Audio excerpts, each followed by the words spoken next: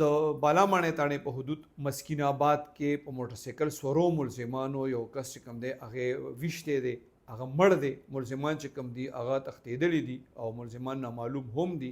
دې حوالې سره چې بالاماڼې تاڼې کې کوم اف ای آر درج شوی دی، په دې کې د مدعي شهزاد ولد ګل عارف سکنه مشتاق آباد سرور آباد د رپورټ درج کړی دی او پولیس ته ویلي دي چې د ضرور دی شیراز چې عمر تقریبا 29 سال دی، وی هغه سکار پسې مسکین آباد ته تلو.